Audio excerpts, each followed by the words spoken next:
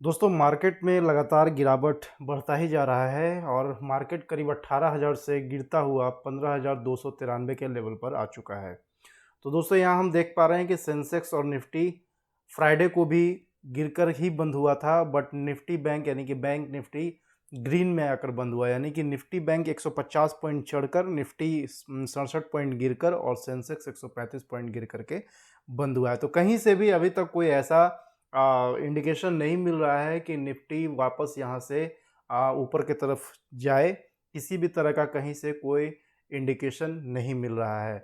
तो दोस्तों आज इसी को हम लोग चेक करेंगे निफ्टी के चार्ट पर। यहाँ पर हम पहले निफ्टी की बात करेंगे और उसके साथ ही हम लोग डिस्कस करेंगे कि अगर अभी हमें ऑप्शन में ट्रेड करना है तो कॉल या पुट में से हमें क्या सेल करना है और क्या बाई करना है। तो ये सब कुछ जानना बहुत ज़रूरी है ट्रेडिंग करने के लिए। हर दिन ट्रेडिंग करने से पहले आपको एक रणनीति बनाने की ज़रूरत होती है, एक स्ट्रेटजी बनाने की ज़रूरत होती है, क्योंकि बिना स्ट्रेटजी और बिना अनुशासन के ट्रेडिंग में पैसा बनाना सबके लिए मुश्किल है, चाहे वो मैं हूँ या फिर आप में से कोई भी व्यूअर्स हो सकता है। तो दोस्तों यहाँ पर निफ्टी 50 का आप वॉच लिस्ट में आप देख सकते हैं। निफ्टी 50 को मैंने सेलेक्ट कर रखा है और यहाँ से हम सबसे पहले इंट्राडे चार्ट खोलेंगे, यानी कि 15 मिनट का चार्ट अगर हम देखते हैं तो फ्राइडे को मार्केट में काफ़ी उथल पुथल रहा। तो 15 मिनट के चार्ट पर हम देखेंगे तो फ्राइडे को मार्केट काफ़ी उथल पुथल रहा। मार्केट एक्चुअली जो ओपनिंग मार्केट में हुई थी उसके ऊपर ही मार्केट बंद हुई है। ओपनिंग जो हुई थी मार्केट की वो 15,272 पर हुई थी और मार्केट 15,330 पर क्लोज हुआ है। बाद में एवरेज रेट दे करके मार्केट को 15,293 का लास्ट ट्रेड प्राइस मिला है, यानी कि मैं यहाँ निफ्टी की बात कर रहा हूँ। तो दोस्तों सबसे पहले हम लोग इसके मंथली चार्ट पर जाएंगे। इसको मैं एक अलग से एक विंडो खोल लेता हूँ जहाँ आपको समझाने में मुझे भी परेशानी ना हो और आपको भी समझने में परेशानी ना हो।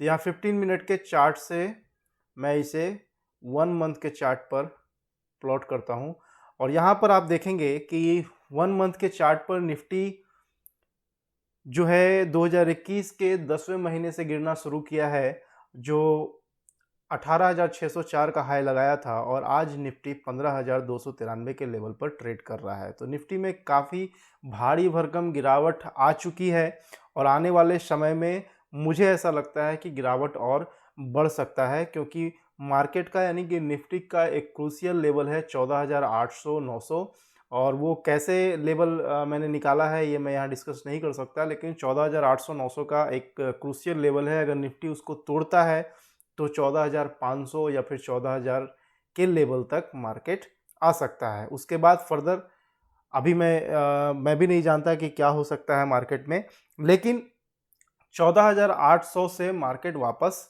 रिवर्स भी हो सकता है, क्योंकि मार्केट बिल्कुल क्रूशियल सपोर्ट के पास ट्रेड कर रहा है।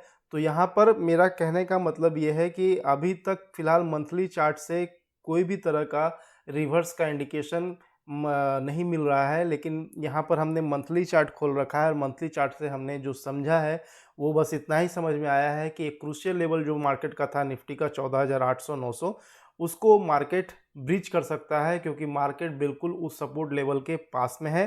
और अगर हम इसे वीकली चार्ट पर अगर हम देखते हैं तो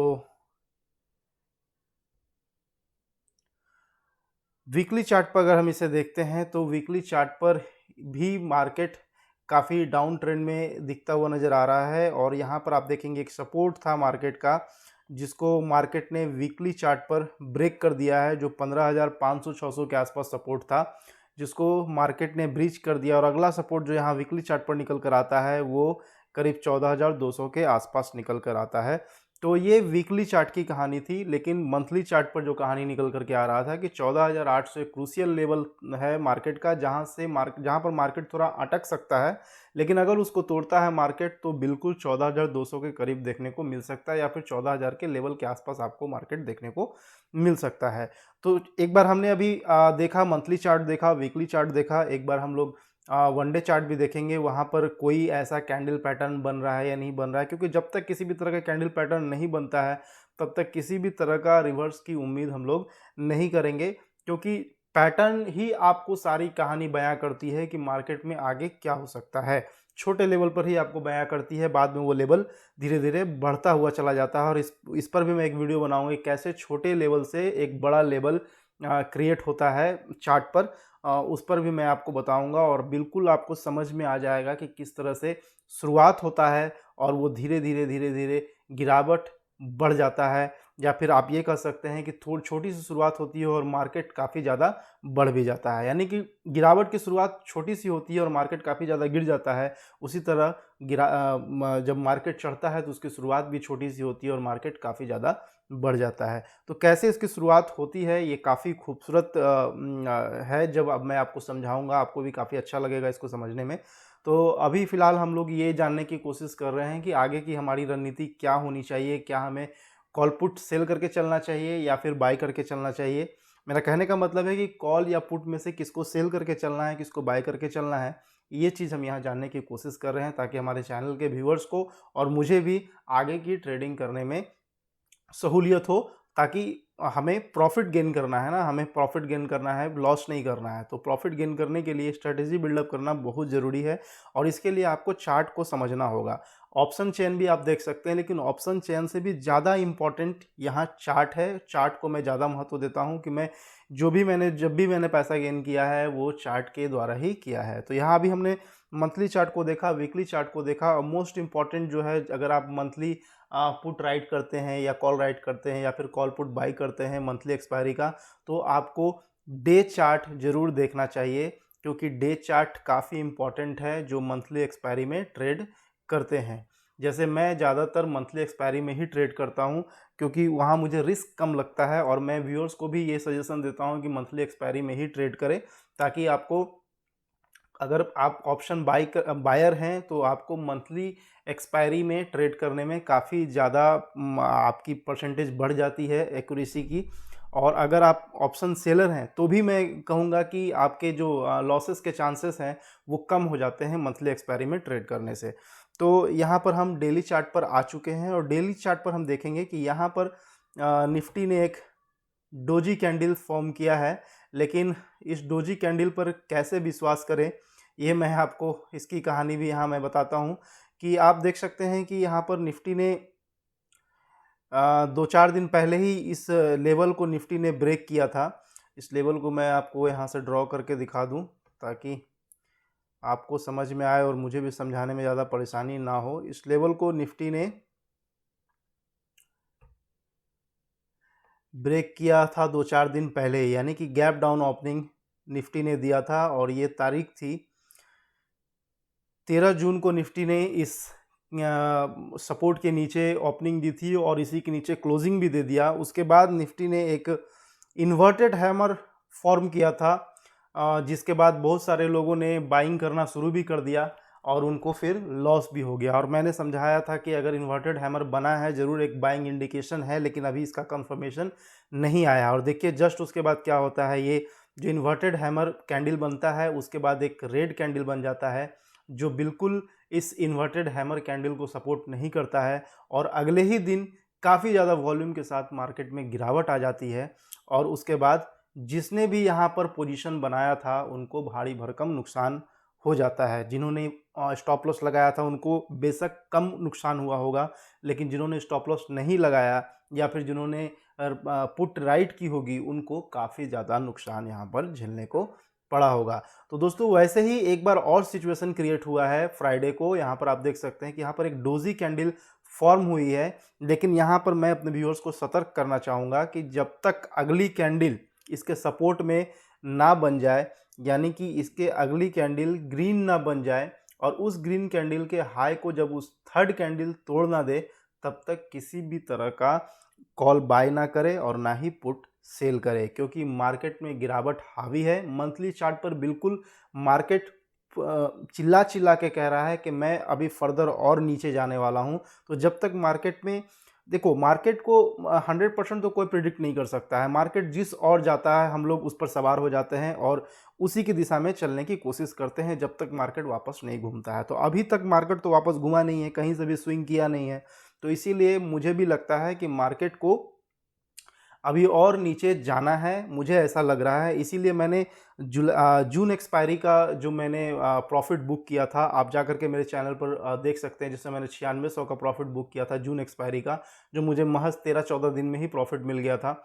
और अब मैं जुलाई एक्सपायरी का भी पोजीशन बना चुका हूँ कॉल में, क्योंकि मुझे लग रहा है कि मार्केट अभी और नीचे जाएगा, इसलिए मैंने कॉल में ही सेल पोजीशन बनाया, यानी कि मैंने कॉल ऑप्शन को सेल किया है। तो कौन से स्ट्राइक प्राइस पर सेल किया है ये मैं बहुत जल्द ही वीडियो बना करके आपको दिखाऊंगा, जब उसमें प्रॉफिट या लॉस मैं बुक कर लूँगा। कहने का मतलब है कि जब मैं अपना पोजीशन स्क्वायर ऑफ कर लूँगा तो मैं राज खोलूँगा कि मैंने कौन से स्ट्राइक प्राइस पर किस डेट में कौन से ऑप्शन को, यानी कि कॉल या पुट को सेल किया था, और कितना मुझे प्रॉफिट हुआ है, कितना मुझे लॉस हुआ है। इस पर मैं वीडियो ज़रूर बना करके आपको दिखाऊंगा, ताकि मेरी एक्सपीरियंस भी बढ़े और मेरे साथ साथ आपकी भी एक्सपीरियंस बढ़े। तो कुल मिलाकर के अभी किसी भी तरह का हमारे व्यूअर्स से मेरा अनुरोध है कि पुट को सेल ना करें और ना ही कॉल को बाई करें। तो ये हमने देखा, वन डे चार्ट देखा, मंथली चार्ट देखा, वीकली चार्ट देखा, कहीं से भी कोई भी इंडिकेशन नहीं मिल रहा है।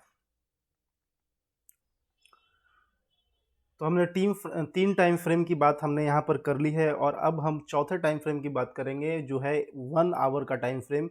क्योंकि कोई भी ट्रेंड की शुरुआत छोटे टाइम फ्रेम पर ही होती है और बाद में वो धीरे धीरे बड़े टाइम फ्रेम पर कन्वर्ट हो जाती है। तो हम यहाँ पर 1 आवर का भी चार्ट देखेंगे, और यहाँ पर मैं 1 डे से इसे 1 आवर में कन्वर्ट कर देता हूँ, ताकि 1 आवर का चार्ट यहाँ पर प्लॉट हो जाए।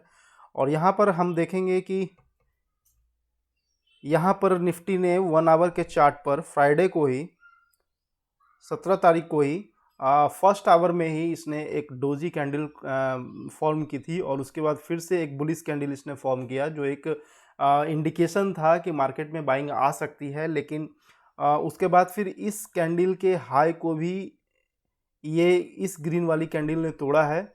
तो यहाँ पर एक बाइंग अपॉर्चुनिटी आती है, लेकिन बिल्कुल शॉर्ट टर्म के लिए आती है, और ये 1 घंटे के चार्ट पर हमने देखा है।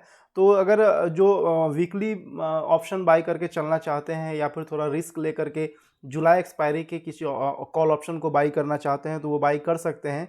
लेकिन निफ्टी का स्टॉप लॉस यहाँ पर 15,185 रुपये का होगा। 15,185 का निफ्टी का स्टॉप लॉस होगा। इसको ध्यान में रखते हुए किसी भी तरह का कॉल आप बाई कर सकते हैं किसी भी स्ट्राइक प्राइस पर। लेकिन ये ध्यान रहे कि ये छोटे टाइम फ्रेम पर, यानी कि 1 आवर के टाइम फ्रेम पर ये कैंडल फॉर्म हुआ है, डोजी कैंडल फॉर्म हुआ है, जिसमें कंफर्मेशन मिल गया है और आप इसमें पोजीशन बना सकते हैं। लेकिन अभी तक इससे बड़े टाइम फ्रेम में किसी तरह का कंफर्मेशन नहीं मिला है। तो थोड़ी बहुत तेज़ी आ सकती है, 1 दिन या 2 दिन का, या फिर मार्केट थोड़ी बहुत फ्लैट रह सकती है, लेकिन ओवरऑल मार्केट में गिरावट हावी है। तो अगर जो भी मंथली एक्सपायरी पर काम करते हैं, यानी कि कॉल या पुट राइट करते हैं, वो अभी कॉल राइट करके ही चलेंगे। मैं खुद कॉल राइट करके चल रहा हूँ, और उम्मीद करता हूँ कि जुलाई एक्सपायरी में भी मुझे कुछ ना कुछ प्रॉफिट होना चाहिए। और अगर लॉस होता है तो भाई ये मार्केट का खेल है, लॉस प्रॉफिट तो लगा रहता है, उसी में हमें प्रॉफिट बनाना होता है। प्रॉफिट की संभावनाएं ज़्यादा लेके चलनी होती है। अगर आपकी ट्रेडिंग स्किल्स अच्छी है तो प्रॉफिट आप ज़्यादा बनाते हैं लॉस के मुताबिक। तो इस तरह से आपको अंततः, यानी कि अंत में आपको अच्छा खासा प्रॉफिट मिलता है। तो इसी तरह से ट्रेडिंग का बिजनेस चलता है। तो अभी तक हमने जो आपको बताया, मंथली चार्ट पर, वीकली चार्ट पर, डेली चार्ट पर, इन तीनों चार्ट पर कहीं से भी कोई भी इंडिकेशन नहीं मिल रहा है मार्केट के वापस रिवर्स होने का। लेकिन 1 आवर के टाइम फ्रेम पर एक इंडिकेशन मिला है 17 तारीख के डेट में, यानी कि फ्राइडे को, जिसमें कंफर्मेशन भी मिला है और पोजीशन बनाया भी जा सकता है। लेकिन एक इसमें स्टॉप लॉस का ध्यान जरूर रखेंगे। जो स्टॉप लॉस होगा, मैं फिर से बार रिपीट कर देता हूँ, 15,185 यानी कि 15,180-85 का स्टॉप लॉस लगा के रखें। इसको ध्यान में रखें और इसी के अनुसार आप कॉल बाय करके चले या पुट को राइट करके चल सकते हैं।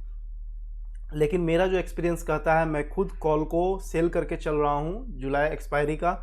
और अपने व्यूअर्स को भी कहना चाहूँगा कि अगर आप मंथली एक्सपायरी में काम करते हैं तो जुलाई एक्सपायरी में कॉल को सेल करके चले।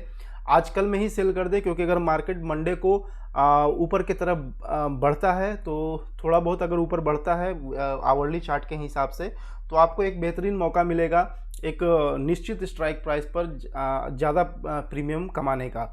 तो इस तरह से आप ट्रेडिंग अपना एक अच्छा स्ट्रेटेजी बना सकते हैं, अच्छे स्ट्रेटेजी के साथ मार्केट में इन कर सकते हैं मंडे को, और जुलाई एक्सपायरी में अच्छा खासा प्रॉफिट आप गेन कर सकते हैं। तो ये था ट्रेडिंग स्ट्रेटेजी, यानी कि कुल मिलाकर के आपको जो मंथली एक्सपायरी में काम करते हैं उनको कॉल सेल करके चलना है, किसी भी तरह का कॉल बाई का स्ट्रेटेजी ना बनाएं। और अगर आप पुट बाई करते अगर आप ऑप्शन बाई करते हैं तो पुट बाई करके चले, और अगर ऑप्शन सेल करते हैं तो कॉल सेल करके चले। ये था निफ्टी में। मेरा अनुभव ये कहता है कि निफ्टी में आपको कॉल ऑप्शन सेल करके चलना है और पुट ऑप्शन बाई करके चलना है। तो दोस्तों ये था निफ्टी पर हमारा छोटा सा एनालिसिस ऑप्शन ट्रेडिंग के रिगार्डिंग, जहां अगर आप हमारे अनुभव के साथ ट्रेडिंग करते हैं तो आशा करता हूं कि मेरे तरह आपको भी प्रॉफिट होगा। और मैं अपने प्रॉफिट लॉस को दिखाता रहता हूं अपने चैनल पर। आप अगर चाहें तो मेरे चैनल पर जा करके जो जून एक्सपायरी में मैंने जो गेन किया है वो मैंने वहां उस पर मैंने वीडियो बनाया है, वो आप देख सकते हैं जा करके। और वहां पर मैंने ये भी बताया कि पिछले 3-4 महीने मैंने कितना प्रॉफिट गेन किया है, तो वही मैंने उस वीडियो में दिखाया है, तो आप जा करके उस वीडियो को देख सकते हैं। तो दोस्तों आशा करता हूं कि मेरा वीडियो आपको पसंद आया होगा। अगर आपने अभी तक मेरा चैनल सब्सक्राइब नहीं किया है तो देर ना करें, सब्सक्राइब कर दें। साथ ही साथ बेल बटन जरूर दबाइएगा ताकि जो भी मैं वीडियो बनाऊंगा उसका नोटिफिकेशन आपको मिलता रहे। तो दोस्तों जल्द मिलेंगे अगले एक नए वीडियो के साथ में, तब तक के लिए धन्यवाद।